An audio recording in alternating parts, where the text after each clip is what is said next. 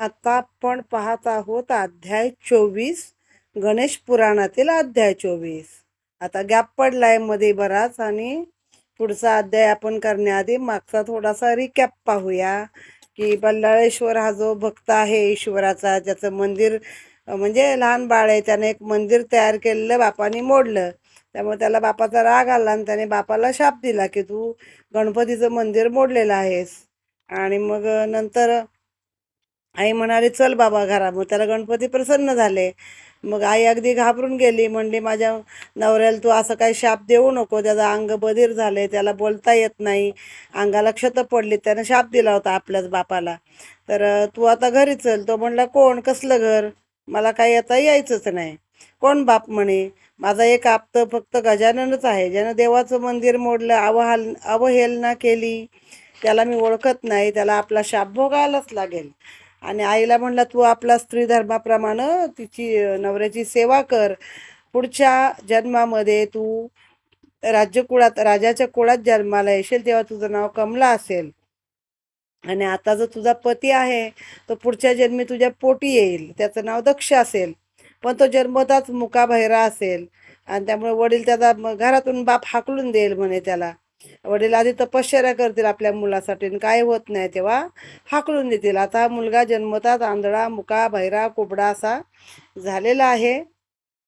आणि मग त्यामुळं नंतर काय झालं, त्या भक्ताच्या अंगावर मग आपण मागच्या अध्यायात बघत आहे की ती रानोमाळ त्याला घेऊन जाती. मग एक भक्त असतात की जे त्यांच्या अंगावर नाल्या वाऱ्यानं दक्षाचं शरीर दिव्य होतं. मग ते त्यांचं दर्शन करतो आणि लवकरच त्यांनी सांगितलं की तुम्हाला आता गजाननाचं दर्शन होईल. ते असतात मुद्गल ऋषी, त्यांच्या अंगावरून तो वारा व्हायला असतो आणि या दक्षाच्या अंगावरती गेलेला असतो. मग अशा रीतीनं हे भविष्य ऐकून इंदुमतीला, म्हणजे आता मागच्या जन्मातलं चाललंय, बल्लाळेश्वराची आई, वाईट वाटलं आणि आनंदही झाला.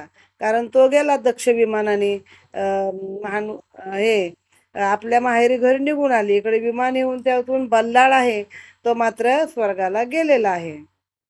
आता हा जो अध्याय आहे तो आहे दक्षाची तपश्चर्या, म्हणजे पुढच्या जन्मातला.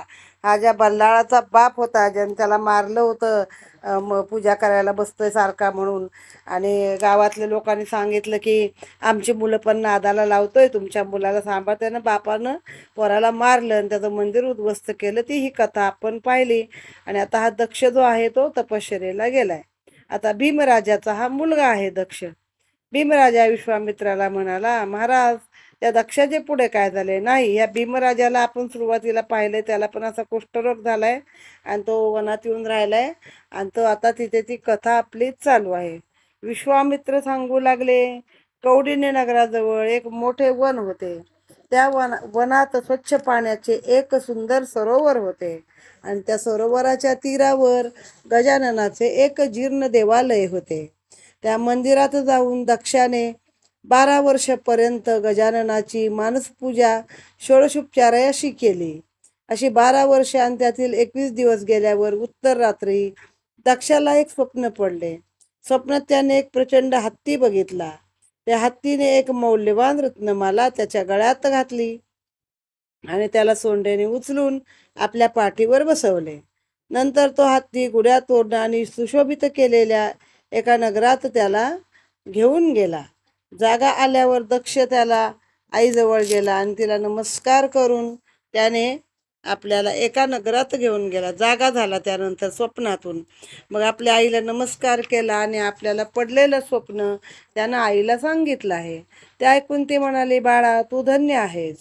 स्वप्नामध्ये तू जो हत्ती पाहिलास ते प्रत्यक्ष गणपतीच होता आणि त्याने तुला आपल्या पाठीवर बसवले, म्हणजे तुला आता लवकरच राज्याची प्राप्ती होईल, असा त्याचा अर्थ आहे. आईचे बोलणे ऐकून दक्षाला फार आनंद झाला. तो म्हणाला, आई मला खरंच राज्य मिळाले तर मी तुला बसायला उत्तम पालखी देईन, गळ्यात घालायला मोत्याचा कंठा देईन. आई म्हणाली, बाळा तू राज्यावर बसलास तर तोच मला खरा आनंद आहे, पण तू राज्यावर बसल्यावर धर्माने वाग, त्यातच माझा खरा खुरा आनंद आहे. ईश्वर तुला भरपूर आयुष्य आणि वैभव देवे. असा इथे हा अध्याय समाप्त झालेला आहे. ओम गम गणपतये नमः. नमस्कार, आपण पाहत आहोत गणेश पुराण अध्याय 25, राजा कौंडिन्य. त्याच वेळी कौंडिण्य नावाच्या नगरात तेथील राजा एकाएकी मरण पावल्याने तेथे गोंधळ उडाला होता. त्याची पत्नी सुलभा ही महापतिव्रता होती. तिच्या शोकाला तर पारावारच उरला नाही. त्या राजाचे सुमती आणि मनोरंजन नावाचे 2 प्रधान होते. ते गडबडले. त्यांना पण काय करावे ते कळत नव्हते. हा सर्व प्रकार पाहून राजाचा पुरोहित पुढे झाला. तो म्हणाला, बाबांनो, तुम्ही काय करीत बसला आहात? राजा मेल्यावर त्याच्या नातेवाईकांनी शोक करीत बसू नये असे शास्त्रात सांगितले आहे. सर्वांच्या डोळ्यातून गाळलेले पाणी मृताच्या मुखात पडते. त्यामुळे त्याचा जीव पुढे सरकत नाही, त्याला अडथळा येतो. शिवाय मेलेल्याचे शरीर फार काळ अग्निसंस्कारा वाचून ठेवणे योग्य नाही. विचार करा, या जगात जे जे प्राणी जन्माला येतात त्यांना मृत्यू हा तर आहेच. सूर्यवंशातील आणि चंद्रवंशातील किती राजे जन्मले आणि मेले, याची गणती कोणास तरी करवेल काय? या सुलभा राणीलाही पती प्रेमापेक्षा आपला जीव अधिक प्रिय आहे. ज्या स्त्रिया नवऱ्याबरोबर सहगमन करतात त्या रडत नाहीत. तेव्हा तुम्ही नुसते रडत किती वेळ बसणार? तुम्हाला तुमची कामे आहेत ना. तेव्हा उठा आणि प्रेताच्या उत्तर कार्याची तयारी करा. आता हा राजाने पुत्रिक मरण पावला आहे, तेव्हा त्याचे उत्तर कार्य करण्याकरता कोणतरी धर्मपुत्र शोधून काढा. हे त्या पुरोहिताचे भाषण ऐकून सर्वांनी शोक थांबविला आणि सुमंत प्रधानाने पुढे होऊन राजाचे उत्तर कार्य पार पाडले. राजाला तिलांजली दिल्यानंतर सर्वजण परत आले. राजवाड्यात जाऊन त्यांनी राजाच्या पत्नीचे सुलभेचे सांत्वन केले व ते आपापल्या घरी गेले. परंतु राजाच्या मागे सिंहासनावर कोणाला बसावयाचे म्हणून प्रजेला मोठी काळजी पडली. अशा वेळी महाज्ञानी आणि परम गजानन भक्त असा मुद्गल ऋषी तेथे आला. त्याने प्रधानांना उपदेश केला की त्या मरण पावलेल्या राजाचा जो एक महान नावाचा मोठा हत्ती आहे, त्याच्या सोंडेमध्ये एक रत्नाची माला द्यावी. त्याला रस्त्यात सोडावा. ज्याच्या गळ्यात हत्ती माळ घालील त्याला राज्यावर बसवावे. सर्वांनी त्यांच्या आज्ञेत वागावे. हा मुद्गल ऋषीचा उपदेश सर्वांनाच पसंत पडला. इथे हा अध्याय 25वा समाप्त झालेला आहे. ओम गम गणपतये नमः. गणपती बाप्पा मोरया. नमस्कार. आपण पाहत आहोत गणेश पुराण अध्याय 26वा आणि हा आहे दक्षाला राज्याभिषेक. नंतर योग्य आणि शुभ दिवस पाहून नगरातील सर्व महत्वाचे लोक जमले. त्यांनी सुलभा राणीने महान नावाच्या हत्तीवर एक सोंडेत अशी रत्नमाळा दिली आणि जो कोणी या सिंहासनावर बसण्यास योग्य असेल त्याच्या गळ्यात ही माळ घाल अशी तिने त्याची प्रार्थना केली. तो हत्ती इकडे तिकडे हिंडला, पण त्याने कोणाच्याच गळ्यात ती माळ घातली नाही. प्रत्येक पुरुषाला वाटत होते की आता हा आपल्यालाच माळ घालील. काही आया आपल्या मुलाच्या गळ्यात हत्ती माळ घालील म्हणून त्यांना घेऊन रस्त्यात उभ्या होत्या, पण शहरात फिरून हत्तीने कोणाच्याच गळ्यात माळ घातली नाही. पुढे हत्ती माळ घेऊन नगराबाहेर पडला. लोक त्याच्या मागोमाग गेले. कोठेही न थांबता हत्ती सरळ ज्या मंदिरात दक्ष गजाननाची आराधना करीत होता त्या मंदिरात आला. आत विनायकापुढे दक्ष बसला होता. हत्तीने सरळ होऊन पुढे त्याच्या गळ्यामध्येच आपली सोंडेतली माळ घातलेली आहे. हत्तीने वरमाला घातलेला हा दक्ष सर्व प्रजेला मान्य आहे की नाही याचा प्रधानांनी प्रथम शोध केला. लोकांची मंजुरी झाल्यावर प्रधानांनी दक्षास राजवाड्यात आणून मोठ्या थाटाने त्याला राज्याभिषेक केला. नंतर दक्षानेही आपल्या आईला आणि मुद्गल ऋषींना नगरात आणविले व त्यांची पूजा करून त्यांचा सत्कार केला. मुद्गलांना पुष्कळ रत्ने आणि गावे दिली. ब्राह्मणांना पुष्कळ दाणे दिले. म्हणजे बघा, जो मुलगा आधी मूकबधीर होता म्हणून बापान त्याला आपल्या राज्यातनं हाकलून दिला होता, त्या मुलाची ही पुढची कथा आहे. गजाननाच्या भक्तीमुळे तो पार एका नगरीचा राजा झाला आहे. काही दिवसांनी ही हकीकत दक्षाच्या पित्याला कर्नाटकातील वल्लभ राजाला समजली व तो मोठ्या आनंदाने आपल्या मुलाला भेटायला आला. त्याचप्रमाणे वीरसेना नावाचा एक राजा होता. त्याला गजाननाने स्वप्नात दृष्टांत दिला की त्याने आपली मुलगी दक्षाला द्यावी. त्याप्रमाणे त्याने दक्षाला आपली मुलगी दिली. पुढे दक्षाला पुत्र झाला. त्याचे नाव बृहत भानू असे ठेवले. हलाधराचा पुत्र सुथिल याचा पद्माकर आणि पद्माकराचा पुत्र रिपुमर्दन, रिपुमर्दनाचा पुत्र चित्रसेन. हे भीमराजा, त्या चित्रसेनाचा तू पुत्र आहेस. म्हणजे ही त्याची वंशावळी, त्या वंशावळीतली मागची कथा विश्वामित्राने त्या भीमसेनाला सांगितलेली आहे. इथे हा अध्याय समाप्त. ओम गम गणपतये नमः. नमस्कार. आता आपण पाहत आहोत गणेश पुराण अध्याय 27 आणि या अध्यायामध्ये भीमराजाला मुलगा झाला. आता भीमराजाची कथा काय आहे, त्याला मुलबाळ नव्हतं, चांगला राजा होता म्हणून तो आपल्या प्रधानांकडे राज्य सोपवून जंगलात आलेला होता. तो आणि त्याची पत्नी आणि ते विश्वामित्राकडे आले. त्याच्या आधीची कथा काय आहे, सुरुवात आहे सोमकांत राजापासून. त्याला कुष्ठरोग होतो आणि तो आपल्या मुलाकडे राज्य सोपवून जंगलामध्ये येतो आणि मग त्या दुसऱ्या एका ऋषींच्या आश्रमामध्ये जातो. ते दुसरे ऋषी म्हणजे भृगु ऋषी आहेत. मग ते आता ही भीमराजाची कथा त्याला सांगत आहेत की तू ऐक म्हणे गणेश पुराण, त्याने पण तुझं हे दुःख नष्ट होईल. भृगु पुढे सांगू लागला, विश्वामित्राने भीमराजाला एकाक्षरी मंत्र दिला आणि त्याला सांगितले, तू आता दक्षाने स्थापिलेल्या मंदिरात जाऊन अनुष्ठान कर. विश्वामित्राची आज्ञा घेऊन भीम आपल्या राणीसह नगरात गेला. राजा दिव्यदेही झाल्यामुळे सर्वांना फार आनंद झाला. नंतर नगर शृंगारले. राजाला आणि राणीला पालखीत बसवून त्यांना लोकांनी मिरवीत राजवाड्यात नेले. पुढे राजाने उत्तम दिवस पाहून गजाननाच्या मंदिरात तपश्चर्या करण्यास सुरुवात केली. राजाचे मन विनायकाच्या ठिकाणी इतके लागले की त्याला सर्व ठिकाणी गजाननच दिसू लागला. पुढे जे जे दिसेल त्याला तो नमस्कार करू लागला. गजानन प्रसन्न झाला आणि म्हणाला, राजाला दर्शन दिले त्याने आणि म्हणाला, भीमा, लवकरच तुला पुत्र होईल. आता तू समाधानाने आनंदाने राज्य कर. अशा प्रकारे भीमराजा सुखाने राज्य करू लागला. फळाची इच्छा न धरता तो आपले कर्म गजाननाला अर्पण करत असे. बघा, हे एक उल्लेखनीय गोष्ट आहे किंवा लक्षात ठेवण्यासारखी आहे की आपण नेहमी आपलं कर्मफळ हे ईश्वराला अर्पण करायचं. म्हणजे देवा, मी हे करत नाहीये तर माझ्याकडनं तू करतोयस. चांगलं झालं तरी तुझंच आहे आणि वाईट झालं तरी तुझंच आहे, असं जेव्हा आपण असं मनापासून मानतो तेव्हा आपल्या हातून वाईट कर्म होत नाही. कारण आपण विचार करतो की हे कसं मी देवाला अर्पण करू, मी जर चोरी केली, मी जर अजून काही केलं तर मग ते देवाला अर्पण नाही करू शकत ना आपण. मग जेव्हा आपलं कर्म आपण परमेश्वराला अर्पण करतो तेव्हा आपल्या हातून नेहमी सद्वर्तन होतं आणि सत्कार्यच होत राहतं. काही दिवसांनी त्या राजाला एक पुत्र झाला. तो पुत्र दिसायला अतिशय सुंदर होता. राजाने पुत्र जन्माचा मोठा उत्सव केला आणि दानधर्म केले. पुत्राचे नाव रुक्मांगद असे ठेवले. पुढे रुक्मांगद मोठा झाल्यावर गुरुग्रही विद्या अभ्यासासाठी गेला. रुक्मानंद अतिशय, पहिला रुक्मानंद आहे नंतर हा, अतिशय बुद्धिमान असल्यामुळे थोड्याच दिवसात तो सर्व विद्यांमध्ये पारंगत झाला. रुक्मानंद तारुण्यात आल्यावर भीमराजाने त्याला युवराज पदाचा अभिषेक केला. भीमाने आपल्या पुत्राला गजाननाचा एकाक्षरी मंत्राचा उपदेश केला. रुक्मांगदाचे मन गजाननाच्या ठिकाणी पित्याहून देखील अधिक लागले. एक दिवस रुक्मांगद मृगया करण्यास गेला असता पुष्कळ पक्षी मारून त्याला अत्यंत थकवा आला.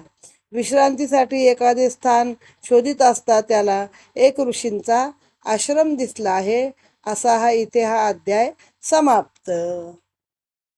नमस्कार. आपण पाहत आहोत गणेश पुराण अध्याय 28. आता भीमराजा पण वेगळा आणि त्याचा मुलगा रुक्मानंद किंवा रुक्मांगद पण वेगळा. आणि भीमक राजा आहे हा रुक्मिणीचा वडील आणि श्रीकृष्णाचा सासरा. आणि तिला पण रुक्मांगद नावाचे भाऊ होते. पण हा जो रुक्मांगद आहे हा गजानन भक्त आहे. याचा कधीतरी असं कुठे पुराणामध्ये उल्लेख येतात तर हा गजानन भक्त आहे. आता ह्याला ऋषीपत्नीचा शाप मिळाला. ते काय झाले बघूया. राजा रुक्मांगदाने आश्रमात प्रवेश केल्यावर त्याला समजले की हा आश्रम वाचनकवी नावाच्या ऋषींचा आहे, म्हणजे ज्यांना वाचसिद्धी आहे. त्या ऋषींना मुकुंदा नावाची लावण्यवती पत्नी होती. रुक्मांगद आश्रमात शिरला त्यावेळी ऋषी स्नानाला जाण्याच्या तयारीत होते.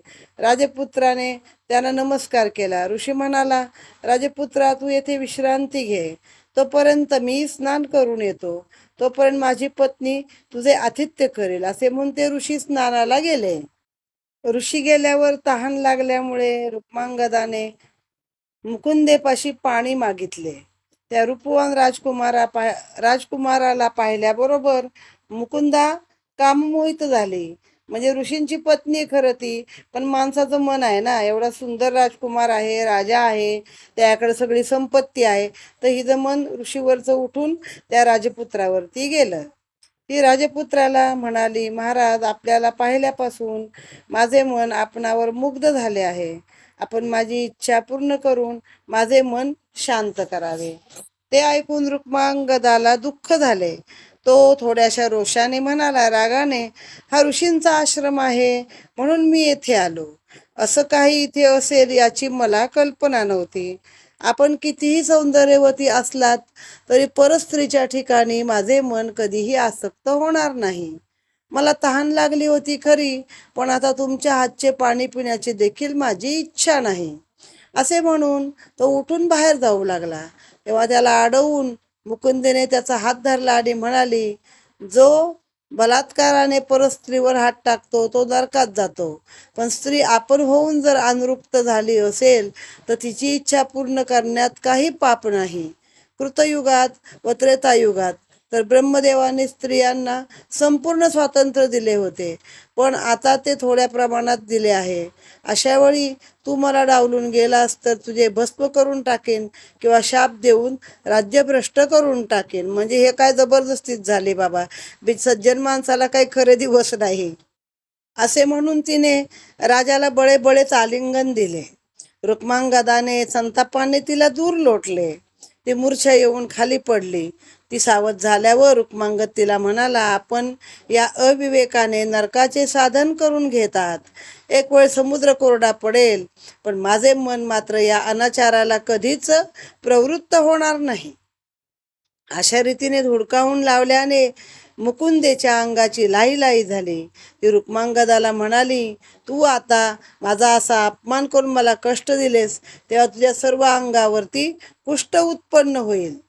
तिची ही शापवाणी ऐकून रुक्मांगद मोठ्या दुःखाने आश्रमाच्या बाहेर पडला. त्याने आपल्या शरीराकडे पाहिले त्यावेळी त्याचे सर्व शरीर बगड्यासारखे कळाहीन झाले होते. ही मोठी पतिव्रता लोकांचं अभिलाषा धरते आणि वर त्याला शाप देते, आणि तो शाप खरा पण ठरतोय. तो म्हणाला, गजानना, मी असा कोणता अपराध केला म्हणून मला तू ही शिक्षा दिलीस? तू दुर्जनाचा संहार करणारा असताना ही निर्लज्ज अधम स्त्री जिवंत कशी ठेवलीस? मला ही शिक्षा कशा प्रकारे झाली? असो, करता करविता तूच आहेस. मी तुला शरण आहे. तुझी इच्छा असेल असे कर. पण मला आता हे शरीर घेऊन लोकांपुढे जावयाची लाज वाटत आहे. मी प्रायोपवेशन करून या कुष्ठग्रस्त शरीराचा त्याग करणार आहे. असे म्हणून तो वडाच्या झाडाखाली बसून राहिला. आता पुढची कथा काय आहे, एक अध्याय अजून पाहूया. म्हणजे आपले अध्याय एकूण 7-8 होतील. त्यानंतर मात्र आपण बंद करूया. हा अध्याय इथे समाप्त झाला. ओम गम गणपतये नमः. आता आपण पाहत आहोत अध्याय 29वा, आणि यामध्ये नारदाने सांगितलेली युक्ती आहे. रुक्मांगद त्या वडाच्या झाडाखाली बसून तप करू लागला. कित्येक दिवस गेल्यावर एकदा नारद मुनी तेथे आले. रुक्मांगदाने त्यांना नमस्कार केला. ते क्षणभर तेथे थांबले. रुक्मांगदाने त्यांना आपली सर्व हकीकत सांगितली. ते ऐकून नारद मुनी म्हणाले, मग आताच मी एक चमत्कार पाहिला तो तुला सांगतो. विदर्भात कदंब नावाचे एक नगर आहे. तेथे चिंतामणी गजाननाचे एक मनोहर मंदिर आहे. मंदिरासमोर पाण्याचे एक कुंड आहे. तेथे गजाननाची पावले उमटलेली आहेत. अंगावर महाकुष्ठ असलेला एक शूद्र यात्रा करीत तेथे आला. तेथील कुंडात त्याने स्नान केल्याबरोबर त्याच्या अंगावरील सर्व कुष्ठ जाऊन त्याचा देह दिव्य असा झाला. इतकेच नाही तर गजाननाच्या सेवकांनी तेथे एक विमान आणले आणि त्याला त्यात बसवून ते उत्तम लोकी घेऊन गेले. तेव्हा तू या चिंतामणीच्या मंदिराकडे जा, म्हणजे तू त्या आपत्तीतून मुक्त होशील. आणि ते ऐकून रुक्मांगदाला फार आनंद झाला आणि तो नारदाला नमस्कार केला आणि म्हणाला, महाराज, आपण मला या तीर्थाची हकीकत सांगावी. आता इथे पुढची उपकथा सुरू होईल त्या तीर्थाबद्दलची. इथे आता आपण आजचे सर्व अध्याय समाप्त करीत आहोत. ओम गम गणपतये नमः. आता आपण अध्याय 24 ते 29 एवढे अध्याय आता आपण या अध्यायात एकत्र पाहिलेले आहेत. गणपती बाप्पा मोरया.